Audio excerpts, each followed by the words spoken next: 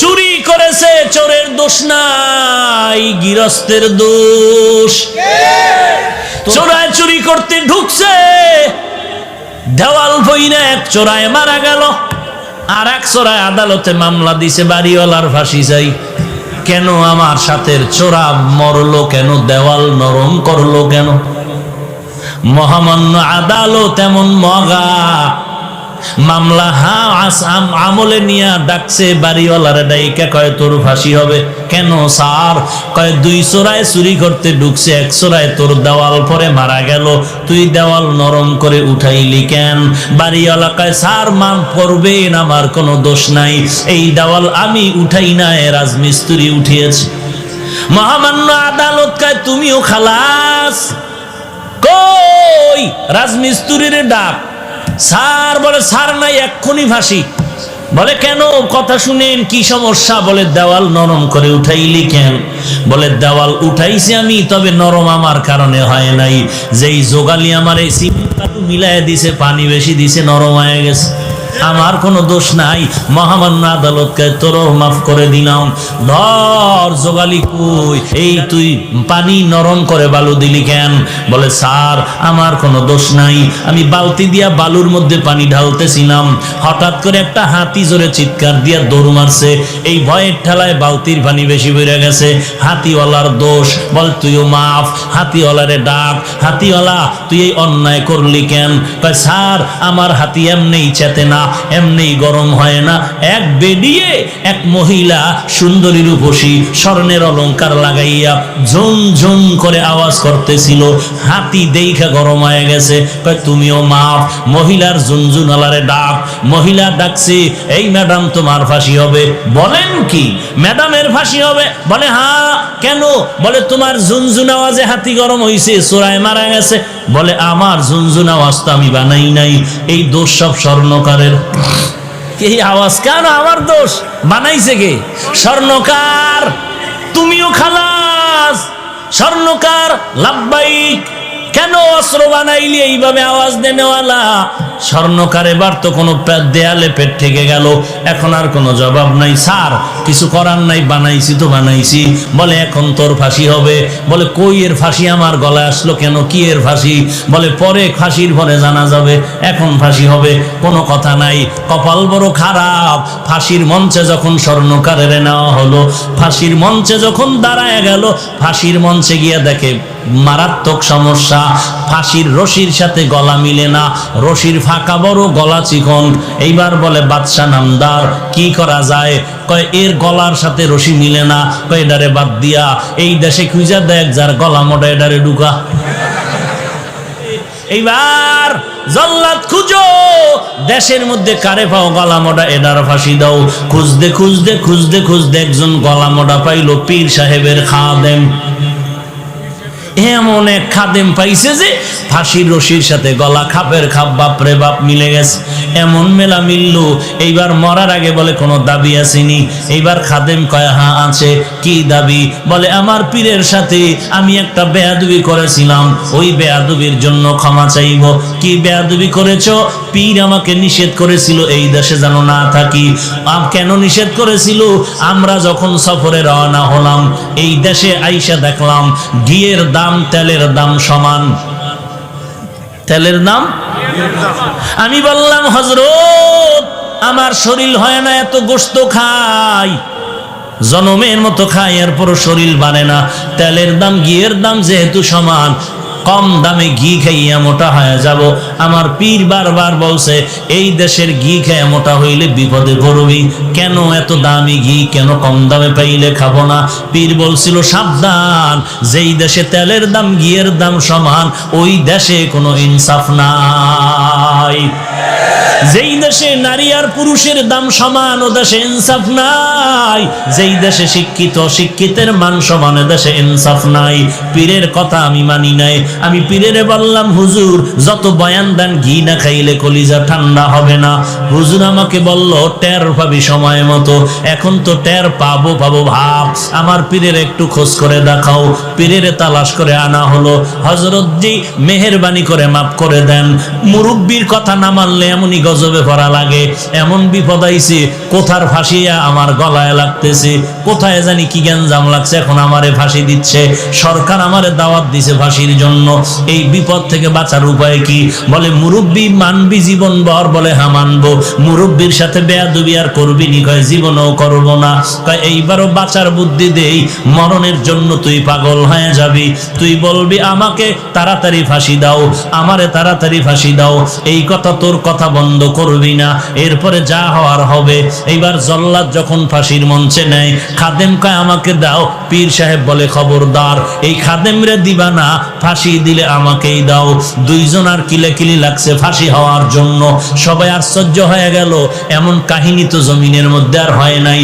দোনোজন মানুষ মরার থেকে বাঁচার জন্য ফজরের আগে রাস্তায় দৌড়ায়, কথা ঠিক নেই? কিন্তু ফজরের নামাজ 4 রাকাত পড়তে মসজিদে ঢুকে কেমন কপাল পরা চিন্তা করতে পারেন? যে ডাক্তারের কথায় ফজরের সময় রাস্তায় দৌড়ায়, পাশে মসজিদে নামাজ চলে, 4 রাকাত নামাজে মসজিদে ঢুকে না। একটুখানি নেকের তরে রোজ হাসরের মাঠেতে বাবা ঘুরবে ছেলের পিছে, ছেলে বাবার আগেতে।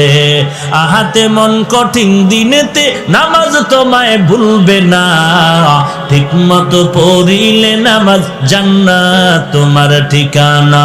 ঘুমের চেয়ে নামাজ ভালো আর তুমি ঘুমাইও না, ঠিক মতো পড়িলে নামাজ জান্নাত তোমার ঠিকানা।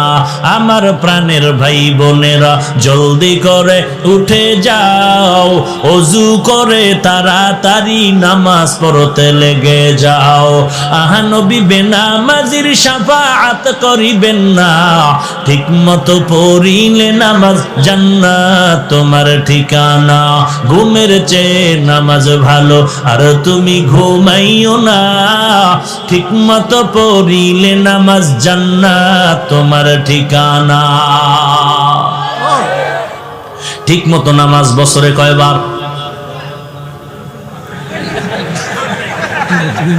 বছরে হলে 5 বার। চিন্তা করছে যে তাল ঠিক নাই, কি ঘুমাইতেছেন আপনারা? ভাইরা আমার, এক হুজুর বলে কেউ জাহান্নামে যাবেন, কয়েকজন মুরব্বী হাত উঠে আল্লাহু আকবার। আপনারা কি জাহান্নামে যাবেন? বলে আমিও যাবো না, আমার আব্বাও যাবে না। তো হাত তুললেন কেন? বলে টুপিওয়ালারা যা বলে তো ভালোই বলে জানি। নামাজ কয়বার? হ্যাঁ, দৈনন্দিন কত ওয়াক্ত? 5 ওয়াক্ত নামাজ। না পড়লে তো আর সমস্যা নাই, আছে তো পড়েন না কেন? এই আশেকে রাসূল এখানে বসে আছেন, বয়ান শুনবেন, এমনও টাটকা আশেক বসে আছে, ফজরের নামাজও পড়েন নাই, জোহর পড়ে নাই, আসর পড়ে নাই, মাগরিব পড়েন নাই, এশা পড়েন নাই। সামনে ফজর পড়বেন কিনা আল্লাহ ভালো জানেন। মদিনার নবী বলেন, এর উম্মতের দল, কাফের আর মুসলমানের মধ্যে ব্যবধান, বেঈমানের গোষ্ঠী নামাজ পড়ে না, আর যারা মুমিন নবীর আশিকেরা একবারের নামাজও ছাড়ে না। মকুন সুস্তি নামাজে পাঞ্জে গানা, ফাওয়াইলুল লিল মুসাল্লিন আল্লাযিনা মুমিনারা ইনামাজে এমদাদে দা, ইস্তাঈনু আয়াতে কুরআবা, আয়াতে কদ আফলাহারা ইয়াদেকুন গৌরকুন মানি আজদিল সাদেকুন। পীরও মরার জন্য রেডি, খাদেমও। বাদশার কানে খবর গেল, স্যার এমন কাহিনী, পীরেও মরতে চায়, মুরিদও মরতে চায়। বাদশা কয় আজীব কারবার, আমি দেখতে আসতেছি। সামনে বাদশা হাজির হয়ে গেল। কিও আপনারা দুজন মরতে চান, কারণ কি? পীর সাহেব বলে, বাদশা আপনি জানেন না? হেকমতি জবাব দিলেন, এই মুহূর্তে যদি ফাঁসি হয় বিনা হিসাবে জান্নাত পাবে। বাদশা কয় তো জীবনে আকাম কম করলাম না, জীবনে একান্ত কাম করি না, এই মরণ যদি বিনা হিসাবে জান্নাত পাওয়া যায়, সব জল্লাদদের ডাক দিয়ে কয় পীরেরও বাইন্দা অন্য জায়গায় নিয়ে যা, মুরিদেরও নিয়ে যা, তাড়াতাড়ি দেরি করিস না, গলায় ফাঁসি আমার দিয়ে দে। দেখছেন নি কই সোরার সুরির বিচারায় ঢুকলো। হায় হায়, সেই হাকিমুল উম্মত বলেন, ওই ঘটনা দিয়েই বললাম, ও বাঙালি মুসলমান, জিকিরের বিরুদ্ধে যারা কথা কয় তাদের দোষ নাই, যারা জিকিরের পক্ষ হইয়া সমাধান দেয় তাদের দোষ দেয়। পর্দার বিরুদ্ধে যারা কথা বলে তাদের দোষ নাই, পর্দার পক্ষ হইয়া মদিনার নবীর মোহাব্বতে যারা সমাধান দেয় তাদের গালি দেয়। আছে না নাই? এই জন্য বললাম চোরের দোষ নাই, যে চোরের দোষ, চোরকে চুরির মাল ধরায় দেয় তার দোষ হয়ে যায়। এর নবীর উম্মতের দল, এর একমাত্র কারণ জাহান্নামের ভয় নাই, তাকওয়াওয়ালা কোনো মুরব্বি নাই। সামনে যাব। আলিফ লাম মিম। প্রশ্ন ছিল অর্থবিহীন অক্ষর কেন আল্লাহ দিলেন? তার এক নাম্বার জবাব হলো বেঈমানের প্রশ্নের জবাব। বেঈমানেরা বলতো মুহাম্মদ কোরআন বানায় বানায় বলে আল্লাহর কালাম। আল্লাহ জবাব দিলেন, এ বেঈমানের দল, মুহাম্মদ যদি কোরআন বানাইতো আলিফ লাম মিমের অর্থ জানতো। মুহাম্মদ যেহেতু অর্থ জানে না, প্রমাণ হলো এ কোরআন মুহাম্মদের বানানো না, কার কালাম? বাল হুয়া কুরআনুম মাজিদুন ফি লাউহিম মাহফুজ। প্রশ্ন হলো অর্থবিহীন অক্ষর কেন দিলেন আমার আল্লাহ? তার দুই নাম্বার জবাব, মুমিনের ঈমান পরীক্ষা করার জন্য আল্লাহ দিলেন। এই মুমিনের দল, আল্লাহর কোরআনের অর্থ বুঝলে মানবি নাকি না বুঝলেও মানবি? যারা বলবে আল্লাহর কোরআনের অর্থ জানলে মানি, না জানলে মানি না, 22 পাগড়ি লাগাইলো তা যাবে ঈমান। আর যারা বলবে আল্লাহর কোরআন বুঝলেও মানি, না বুঝলেও মানি, তারা গরিব হলেও পাক্কা ঈমানদার। এরে বন্দা, বলো বলো বলো, ঈমানওয়ালারা মুহাব্বতে বলো, চিন্তা করে বলো, আল্লাহর কোরআন বুঝলে মানবা নাকি না বুঝলেও মানবা? কি বুঝলে মানবেন, না বুঝলে মানবেন না? না বুঝলেও মানবেন সবাই? বেয়াদবি মাপ চাই, যদি হাত দেখতে চাই দেখাবেন? বাস হাত নামান। সবাই মানেন না? অর্থ না বুঝলেও মানেন? তাহলে তাদের ফতোয়ার কি জবাব দিবেন? ফতোয়ার যারা বলছে অর্থ না জেনে পড়লে লাভ নাই, আপনারা এই খবর জানেন না? হ্যাঁ, আরে ভাই, এক বয়ান 1 2 3 অন 2 থেকে একেবারে 20টা পর্ব আকারে এরকম বক্তব্য বের হচ্ছে ইউটিউবের মধ্যে। অন পর্ব, দ্বিতীয় পর্ব, তৃতীয় পর্ব, পঞ্চম পর্ব, চতুর্থ পর্ব। পুরা পর্বের বিষয় হলো অর্থ না জেনে কোরআন পড়লে লাভ নাই। এইটা বুঝাইছে শুধু পর্ব আকারে বক্তব্য দিয়ে। আর আপনারা বলেন কোরআন শরীফের অর্থ না জেনে আমরা মানতে রাজি, আর তারা পর্ব আকারে বক্তব্য দিতেছেন অর্থ না যাই না পড়লে লাভ নাই। এখন তাদের ফতোয়া মানবেন? কথা বলেন। এখন যদি আপনি বলেন যে আমি তার বিরুদ্ধে বললাম, কেন তার বিরুদ্ধে বললাম? হ্যাঁ, কোরআনের ইজ্জত রক্ষার্থে উম্মতকে জাহান্নাম থেকে বাঁচাইতে যা বলার তা বলতে হবে। যদি কারো স্বার্থে আঘাত লাগে সেজন্য কিছু করার নেই। বুঝাইতে পারলাম? তাহলে কোরআনের অর্থ না জেনে পড়লে লাভ আছে না নাই? এবার শুনেন মদিনার নবীর কথা। قال النبي صلى الله عليه وآله وسلم من قرأ حرفا من كتاب الله فله حسنة والحسنة بعشر أمثالها। নবী বলেন আল্লাহর কোরআনের একটা অক্ষর পড়লে সাথে সাথে একটা হাসানা পাইবা। একটা হাসানার পরিমাণ 10টা নেক হয় না? নবী বলেন লা আকুলু আলিফ লাম মিম হরফুন ওয়ালাকিন আলিফুন হরফুন ওয়া লামুন হরফুন ওয়া মিমুন হরফুন। আমি নবী বলি না আলিফ লাম মিম তিনটা মিলে একটা অক্ষর। আমি নবী না, আমি নবী বলি আলিফ আলাদা অক্ষর, লাম আলাদা অক্ষর, মিম আলাদা অক্ষর। যারা পড়বেন আলিফ লাম মিম সাথে সাথে 30টা নেক পেয়ে যাবেন। যারা বলে অর্থ না জেনে কোরআন পড়লে লাভ নাই, তাকে জিজ্ঞেস করেন আলিফ লাম মিমের অর্থ কি। নাম্বার 2, আজকে এশার নামাজ মাগরিবের নামাজ আপনারা পড়ছেন কিনা? পড়ছেন। ইমাম সাহেব সামনে গিয়ে কেরাত আসতে পারে না জোরে পড়ে? ইমাম সাহেব এমন একটা সূরা পড়ছে মুখস্থ, ওই অর্থ ইমাম সাহেবও জানে না, আমরা মুক্তাদিরাও জানি না। বলে নামগো নামাজ হবে নি? কোরআন তেলাওয়াতের সওয়াব পাবনি? আসেন 3 নাম্বার, রমজান মাসে খতমে তারাবি পড়েননি? 12 বছরে একটা হাফেজে কোরআন ইমামতির মুসাল্লায় গিয়া ওই 27শে কদর পর্যন্ত দৈনন্দিন 1.5 পাড়া 1 পাড়া পড়ে কোরআন মুখস্থ পড়তেছেন। হাফেজ সাহেব অর্থ জানে না, আমরা মুক্তাদিরা তো আগের থেকেই জানি না। বলে নামগো তারাবির তেলাওয়াতের সওয়াব পাবো না, গুনাহ হবে? এবার বুঝেন এই কথাগুলো বলার দরকার নাই তো। এটি বললেই তো পর্বওয়ালার চান্দি গরম হবে। আমি তো আর পর্বওয়ালার দিকে তাকায় কথা বলবো না, আমি তো উম্মতের ঈমান বাঁচানোর জন্য বলবো। কথা ঠিক কিনা বলেন? এখন যদি বলেন হুজুর অমুকের পিছে লাগলেন কেন, ওরে উনি কোরআনের পিছে লাগলো কেন, এটা না আগে জিগাইবেন। আমি হুজুরের পিছে লাগছি, উনি কোরআনের পিছে লাগলো কেন, উনি সুন্নতের পিছে লাগলো কেন? এত দুনিয়ার বয়ান আছে, দুনিয়াতে কোরআন হাদিসের বয়ান, নামাজের বয়ান, পর্দার বয়ান, যাকাতের বয়ান সব বাদ দিয়া ওই উম্মতের মাঝে এমন বয়ান কেন করবে যেই বয়ানে উম্মতের আলেম ওলামারা, উম্মতেরা বিভ্রান্তে পড়ে যায়? ভাইরা আমার, কষ্ট হচ্ছে আপনাদের?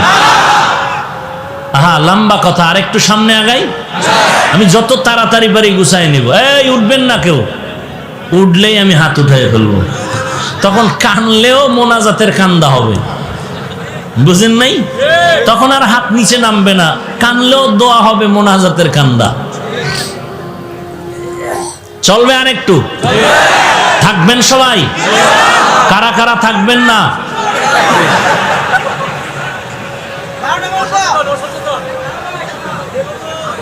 আল্লাহ সবাইকে কবুল করেন।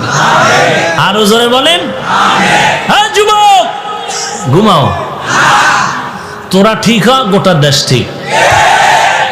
পৃথিবীতে 800 কয়বার, যাবি কয়বার? মুনাফিকের মতো হয় মরিস না, হকের ঝান্ডা উঁচু করে মরতে হবে। কোন মুনাফিকি করবি? আমাদের কোন অন্ধভক্ত হওয়া যাইব না। আব্বারও মানি, আমার পীরকে মানি কতক্ষণ? আল্লাহ এবং নবী মানবেন যতক্ষণ। যদি দেখি আমার পীর, আমার আব্বা আল্লাহ মানে না, নবী মানে না, তাকেও মানা যাবে? মানা যাবে না কথার অর্থই না তারে গালি দিব, খবরদার। আল্লাহ আলিফ লাম মিম অর্থ না জেনে পড়লে লাভ আছে না নাই? এই কথা সবাই একমত? আল্লাহ আমল করার তৌফিক দান করেন। আল্লাহ অর্থহীন অক্ষর কেন দিলেন, তার 3 নাম্বার জবাব।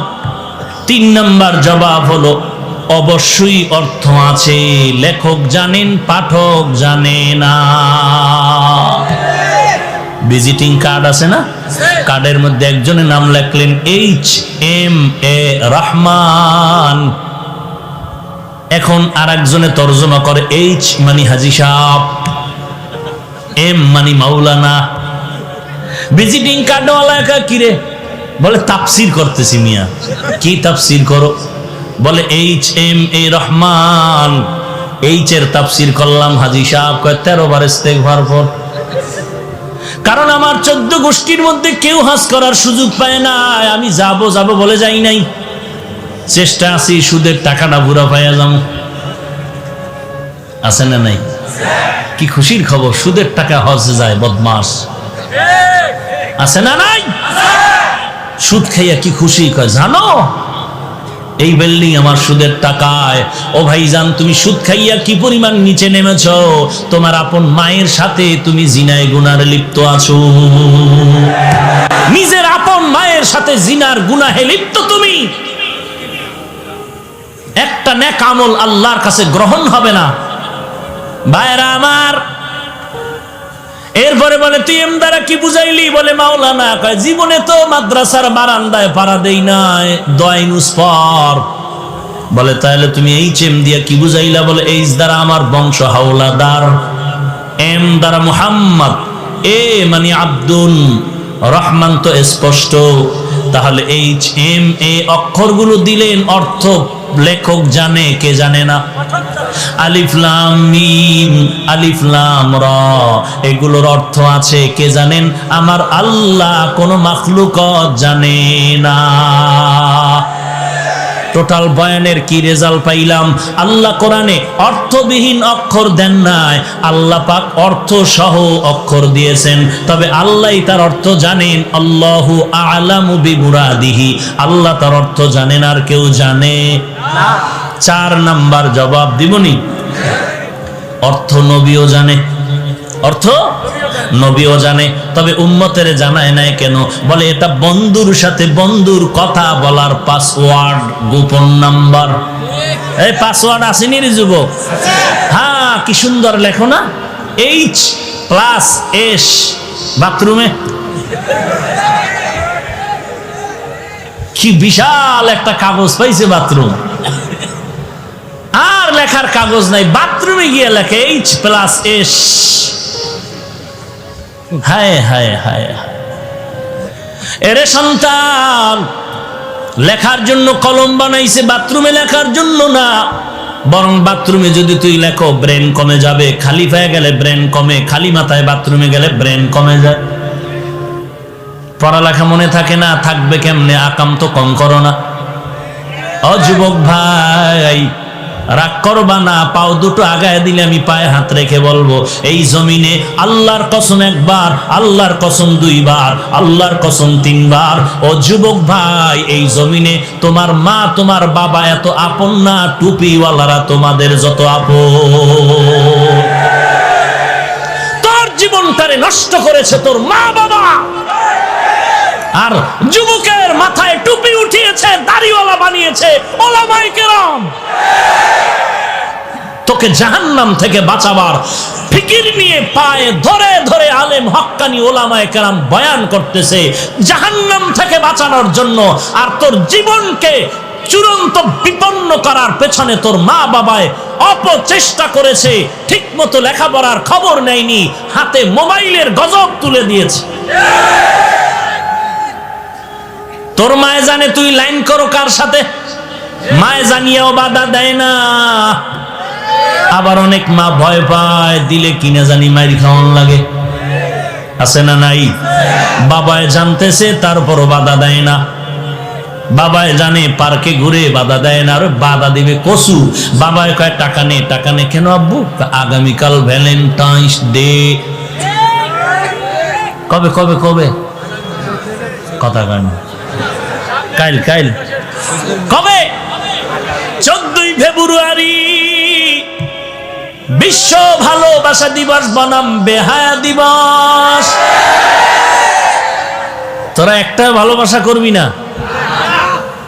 আরে ভাই, দিনের ভালোবাসা কর, করবি? তাহলে 500 টাকা যদি ভাড়া লাগে যাবি ঢাকা। 14ই ফেব্রুয়ারি ঢাকা মাদ্রাসার মাহফিল, মোহাব্বতের নজরে দিল খুলে সবাইকে দাওয়াত দিলাম ঢাকা। যেই মাদ্রাসার খেদমত করি ওই মাদ্রাসার মাহফিলে সকলকে দাওয়াত। তোমরা জীবনভর নাপাক রাস্তায় ভালোবাসা করেছো, আগামী ফেব্রুয়ারি 14 তারিখ ভালোবাসা হবে আল্লাহর দ্বীনের ভালোবাসা। ইনশাআল্লাহ যাবেন? ভাই 200-300 টাকা খরচ হইব। এমনি তো আকামের ভালোবাসায় কি পরিমাণ খরচ করছো তুই নিজেও জানো না। তো আল্লাহর দ্বীনের ভালোবাসায় যদি ভাড়া লাগে 500 টাকা দিয়ে যাওয়া যাবে না? কি যাবে? ইনশাআল্লাহ। সকলকে দাওয়াত দিলাম, কবুল করলেন? কবে কবে?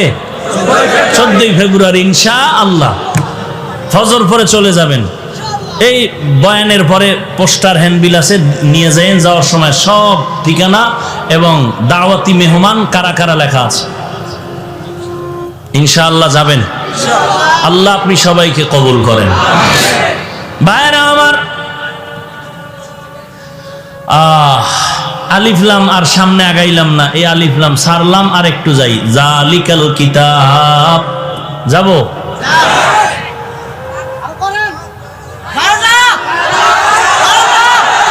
জালিকাল কিতাব, ভালো করে বুঝেন। কোন নিকটের জিনিস ইঙ্গিত করার জন্য আমরা বাংলায় বলি এই, কোন দূরের জিনিস ইঙ্গিত করার জন্য বলি ওই, বলি না? ওই মানে কি, কাছে না দূরে? আর এই মানে, এটার আরবি গ্রামার কি বলে? ওই মানে জালিকা, ওই কিতাব মানে জালিকাল কিতাব, আর এই কিতাব মানে হাদাল কিতাব। এখন বলেন, আল্লাহর কোরআন দূরে নাকি আমগো কাছে? বলেন না কেন? তাহলে হবে হাদাল কিতাব। আল্লাহ কেন বললেন জালিকাল কিতাব? প্রশ্ন বুঝলে জবাব বুঝবেন। প্রশ্ন বুঝলেন? কোরআন কাছে না দূরে? কাছে। কাছে, ঠোঁটের আগায় কোরআন, সিনার মধ্যে কোরআন, মাদ্রাসায় কোরআন। কথা বলেন? তাহলে হওয়া দরকার ছিল হাজাল কিতাব। কেন বললেন জালিকাল কিতাব? আমি শুধু এই কথাটার সমাধান দিয়ে মোনাজাতের দিকে যাওয়ার চেষ্টা করব ইনশাআল্লাহ। জালিকাল কিতাব কেন বললেন? প্রশ্ন। এর এক নাম্বার জবাব, জালিকাল কিতাব আয় হাদাল কিতাব। জালিকা দ্বারা হাজাই উদ্দেশ্য। কেন আল্লাহ বললেন? বলে এটা কোরআনের সাজানো একটি অলংকার। কারণ কোরআনের মতো এত সুন্দর কিতাব, ফাসাহাত, বালাগাত, অলংকার যুক্ত কিতাব আর জমিনে একটাও নাই। জালিকা দিয়ে আল্লাহ বুঝাইলেন হাজাল কিতাব, এই কিতাব। এগেল এক জবাব। জবাব নাম্বার 2, জালিকাল কিতাব মানে ওই কিতাব। আসলে কিতাব দূরে মানে কি? কোরআন শরীফ আমাদের কাছে, কোরআনের রিডিং এবারাত কাছে, কিন্তু কোরআনের ব্যাখ্যা তাফসীর আমাদের মেধা থেকে অনেক অনেক দূরে। ওদিকে ইঙ্গিত করার জন্য বলা হলো জালিকাল কিতাব। 3 নাম্বার জবাব, জালিকাল কিতাব মানে ওই কিতাব। ওই কই? বলে ওই আদম নবী থেকে ওই ঈসা রূহুল্লাহ পর্যন্ত যত কিতাব আল্লাহ তাদের দান করেছেন, ওই সমস্ত ইলমের সব কোরআনের মধ্যে জমা আছে।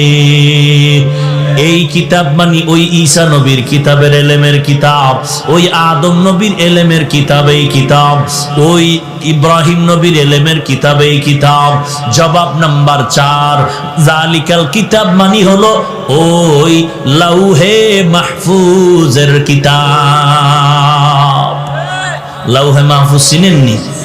এই যে আপনাদের সিলেট হবিগঞ্জের কাছে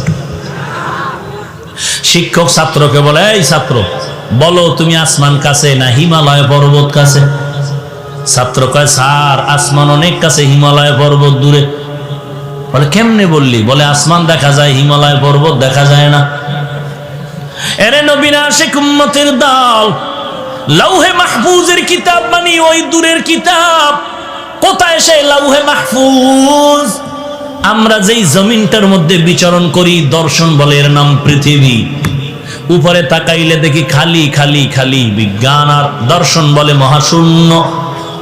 নবী বলেন আমি মেরাজের রাত্রে এগুলো অতিক্রম করে করে মাপ দিয়া দিলাম আল্লাহর পক্ষ থেকে। এই যে মহাশূন্য দেখতেছি, এই মহাশূন্যের দূরত্ব হলো 500 বছরের পথ। এর উপরে হলো প্রথম আসমান। আমরা যে দেখতে পাই আসমান কত দূর? কথা কয় না?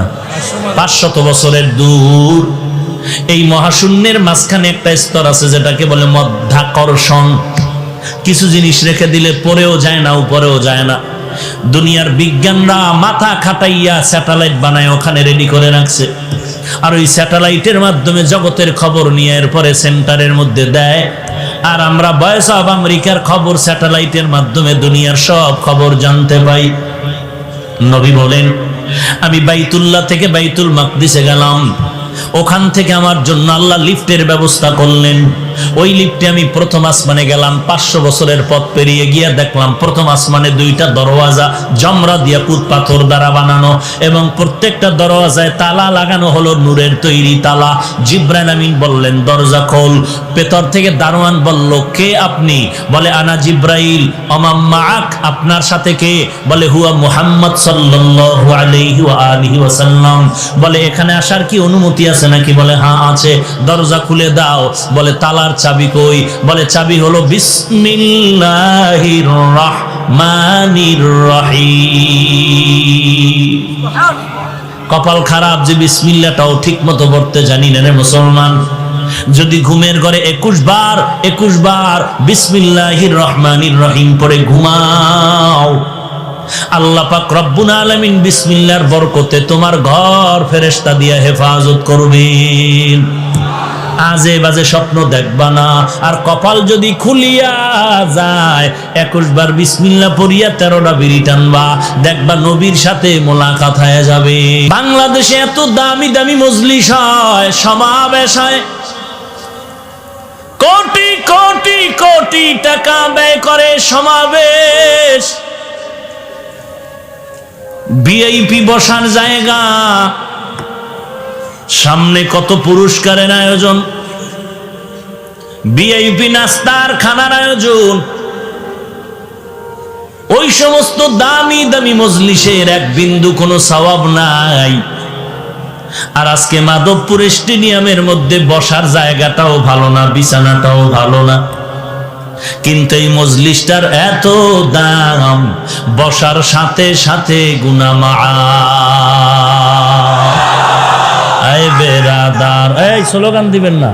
আয় বেরাদার দূরে বাসা জিয়ারে বদ, ইয়ারে বদ বদ তোর বুয়াদ আজমারে বদ, মারে বদ তন হাতরা বর যা জানাত, ইয়ারে বদ বর জানে ইমানত জানাত, ইয়ারে বদ রদ তুরা সোয়ে জাহিম, ইয়ারে নেকু গিরে তয়া বিনাইম। স্লোগান দিবেন সময় মতো। যেখানে দিন ও ঈমান রক্ষার জন্য ডাক আসবে সেখানে ঝাঁপিয়ে পড়তে হবে। কথা ঠিক না? তখন মুসলমানের একটা স্লোগান এমন পাওয়ার, ওই স্লোগানটা দিলেও কোনো অস্ত্র লাগবে না, বেঈমান পালাইতে বাধ্য হয়ে যাবে। ভাইরা আমার, এমন একটা কিতাব আল্লাহ আমাদেরকে দান করেছেন যে কিতাবের মতো কোনো কিতাব নাই।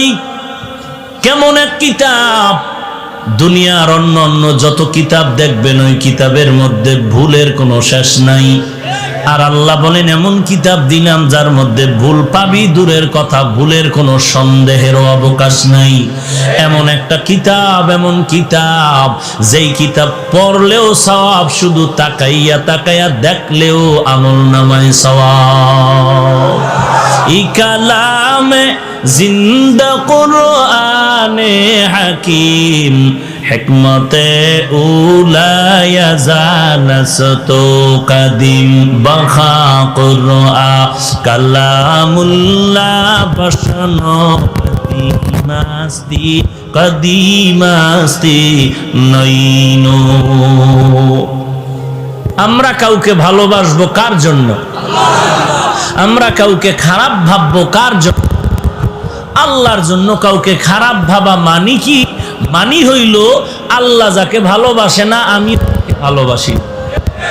আল্লাহ কাকে ভালোবাসে না? যে তাহাজ্জুদ পড়ে, যে লম্বা দাড়ি পাগড়িওয়ালা। হ্যাঁ, বুঝেন বুঝেন? তাহলে আমি একজনকে ভালোবাসবো কেন? আল্লাহ তাকে ভালোবাসে, এই জন্য ভালোবাসি। এরে নবীর আশিক উম্মতের দল,